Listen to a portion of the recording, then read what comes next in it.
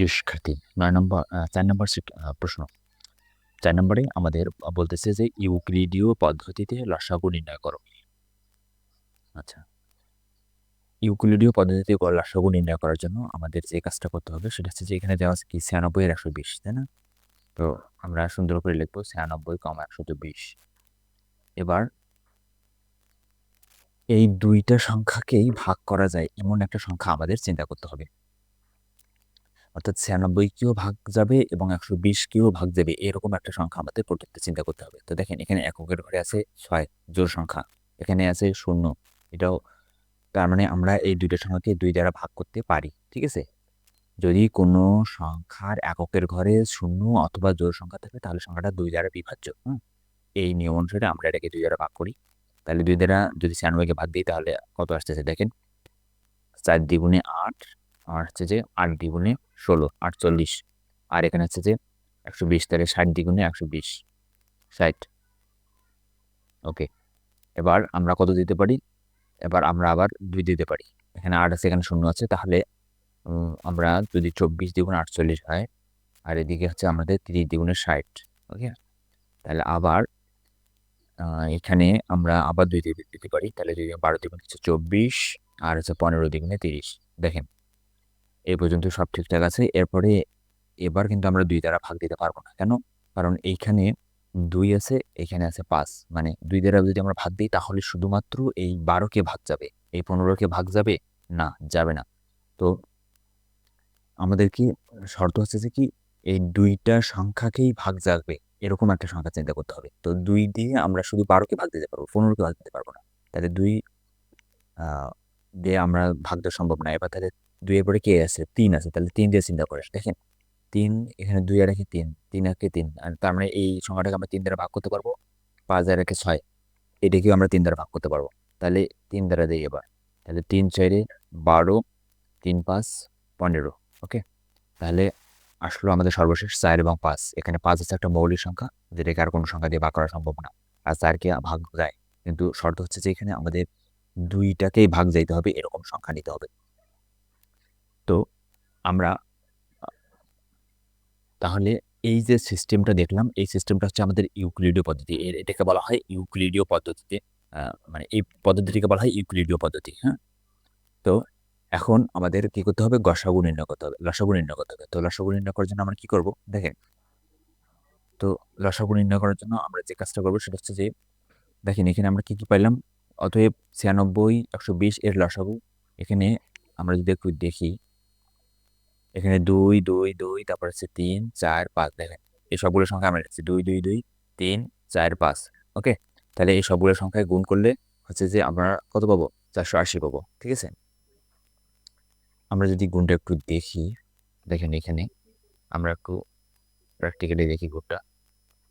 এইখানে হচ্ছে আমাদের 2 গুণন 2 2 গুণন 3 গুণন 4 গুণন 5। ওকে, তাহলে দেখেন 480, তাই না? তার মানে আমাদের নির্ণয় লসাগু হবে কত? 480। ওকে, তো আসেন আমরা এবার খ নম্বর দেখি। খ নম্বরে আমাদের দেওয়া হচ্ছে 35, 49, 91। হ্যাঁ, তো বরাবরের মতো আমাদের কি করতে হবে? 35, 49 এবং 91 আমরা লিখে নেব। এরপরে এটাকে এবারে খ নম্বরটা দেখেন, খ নম্বরে কি দেওয়া আছে? এখানে আমাদের 35 আছে, 49, তারপর হচ্ছে 91। ওকে, তাহলে আমরা কি করব? প্রথমে এর ইউক্লিডীয় পদ্ধতিতে আমরা লসাগু নির্ণয় করব। এই জন্য এখানে আছে আমাদের 35, 49, 91। আচ্ছা, এখানে একটা বিষয় বলে রাখি, এখানে 3টে সংখ্যা আছে। হ্যাঁ, আমাদের মানে এমন একটা সংখ্যা চিন্তা করতে হবে যে সংখ্যাটা দ্বারা কমপক্ষে কমপক্ষে হচ্ছে যে 2টে সংখ্যা ভাগ যায়। এই সংখ্যা 3টা থাক, 4টা থাক, 5টা থাক, কয়টা থাক সেটা বিষয় না, কিন্তু আপনাকে এমন একটা সংখ্যা চিন্তা করতে হবে যে যতগুলো সংখ্যা আছে তাদের মধ্যে থেকে কমপক্ষে 2টা সংখ্যা যেন আপনার ভাগ যায়, ঠিক আছে? তো এইখানে আমরা চিন্তা করেন তো আমরা কি নিতে পারি আসলে। তো একটু যদি চিন্তা করেন, এখানে যে সংখ্যাগুলো আছে এই সংখ্যাগুলো খুব বেশি সংখ্যা দিয়ে আমাদের ভাগ যায় না, ঠিক আছে? তো এখানে আমরা যদি 7 দ্বারা এটাকে ভাগ দেই তাহলে হচ্ছে যে আমাদের 5 সাতা 35। তারপরে এখানে 7 সাথে 49। আর এখানে হচ্ছে যে আমাদের 7 একে 7 আর হচ্ছে 3 সাথে 21। এই যে কয়টা সংখ্যা দ্বারা আমরা ভাগ যায়, এর বাইরে আর অন্য কোনো সংখ্যা দ্বারা এগুলোকে ভাগ যায় না। দেখেন এখানে 5, 7, 13 তিনটাই মৌলিক সংখ্যা বের হয়েছে, তাই না? এগুলোকে আর ভাগ সম্ভব না, সম্ভব না। তো এখন আসেন এইখানে আমরা লিখবো যে নির্ণেয় গসাগু 7, 5, 7, 13 সমান হচ্ছে এই সবগুলো সংখ্যারই গুণফল। আমরা যদি একটু গুণফলটা দেখি তাহলে হচ্ছে যে আমাদের কি 7 গুণন 5 গুণন এখানে আমাদের আছে আচ্ছা 7, 13 আবার 7 আবার 13 দেখেন 31 3185 3185। তার মানে ক্ষয়ের উত্তর হচ্ছে আমাদের 3185। ওকে, এই ছিল আমাদের খ নম্বর সমস্যার সমাধান। এবার আসেন আমরা গ নম্বরটা একটু দেখি। তো দেখেন গ নম্বরে আমাদের কটা 5টা সংখ্যা দেওয়া আছে মোট। হ্যাঁ, এটা একটু বড় হবে, ক্ষয়ের মতো ছোট হবে না। তো দেখেন আমরা শুরু করি 33, এখানে 55, তারপরে হচ্ছে 60, 80, 90। ওকে,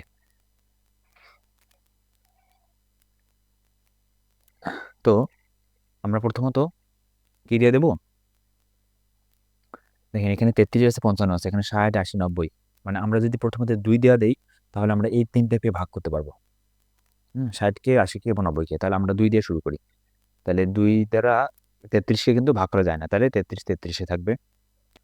55 কেও যায় না, 55 55 থাকবে, যেটা যাবে না ওটা অবস্থায় থাকবে। 60কে যদি আমরা দিই তাহলে 30 দ্বিগুণে 60, তাই না? তাহলে 30। 80কে দিলে আছে 40 দ্বিগুণে 80, তাহলে 40। 90কে দিলে আছে 45 দ্বিগুণে 90। হুম, ওকে। এবার কত দিয়ে দেয়? এখানে 30, 40, 45। এখানে আবার আমরা যদি 2 দ্বারা দেই তাহলে আমরা এই 30 আর হচ্ছে যে 40কে ভাগ করতে পারবো। আবার যদি 5 দ্বারা দেই তাহলে হচ্ছে যে আমরা 55 এবং 45কে দিব। তো আমরা শুরু থেকেই যাই, 2 দিয়ে আগে শেষ করি। তাহলে এখানে 33 ঠিক থাকতেছে। আপনারা চাইলে যে ওইখানে 5 যদি দিতে চান তাহলে দিবেন, সমস্যা নেই, কোনো সমস্যা নেই। তাহলে হচ্ছে যে 15 দ্বিগুণ আছে 30, আর এখানে আছে যে 20 দ্বিগুণে আছে 40, আর এখানে 45 ঠিক থাকবে। এই দুইটাকে যায়। এবারে আসেন এখানে আমাদের 5-এর আধিক্য, আমরা 5 দ্বারা দিতে পারি। 5 দ্বারা দিই তাহলে 33, তাহলে 5 11 55, 3 5 15, 4 5 20, 5 9 45। ওকে, এবারে আমরা যদি 3 দ্বারা দেই, এখানে 33 আছে, 3 আছে, 9 আছে, 3 দ্বারা আমরা দিতে পারি। তাহলে 3 11 33, 11, 3 1 3, 4, 3 3 9। ওকে, ওকে। এবার এখানে 11, এখানে 11, তাহলে 11 দ্বারা যদি আমরা দিই তাহলে 11 1 11, 11 1 11, 1 4 3।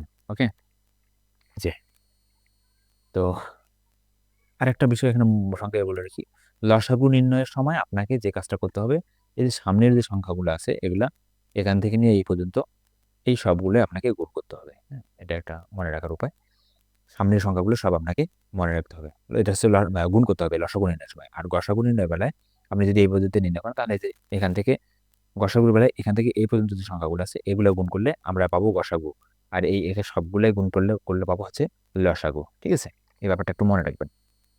তো আসেন আমরা এই সংখ্যাগুলো পাইলাম। এখন এখান থেকে আমরা এখানে তো সবগুলো 3টা 1, তাই না? তাহলে সংখ্যা এখানে কে কে? এখানে 2 2 5 3 11, এখানে 4 3। ঠিক আছে, তাহলে আমরা লিখি যে দেখেন তাহলে নির্ণয় লসাগু, এই যে আর সবগুলো সংখ্যা আমরা লিখছি 2 2 3 5। হ্যাঁ, 3টা আগে লেখা হয়েছে, 5 পরে হয়েছে। তারপর হচ্ছে যে 11, আর এদিকে আছে 4 3। সবগুলো সংখ্যা গুণ করছি আমরা। আমরা যদি দেখি একটু গুণটা, তাহলে এখানে আসছে যে আমাদের 2 গুণন 2 গুণন 5 গুণন 3 গুণন 11 গুণন 4 গুণন 3। ওকে, তাহলে এন্টার দিলে আমরা পাচ্ছি 7,920। এই যে 7,920। তো এটা হচ্ছে আমাদের প্রদত্ত যে 4 নাম্বার সমস্যা, এই 4 নাম্বার সমস্যার সমাধান। ওকে, ইউক্লিডীয় পদ্ধতিতে লসাগু নির্ণয়ের সিস্টেম।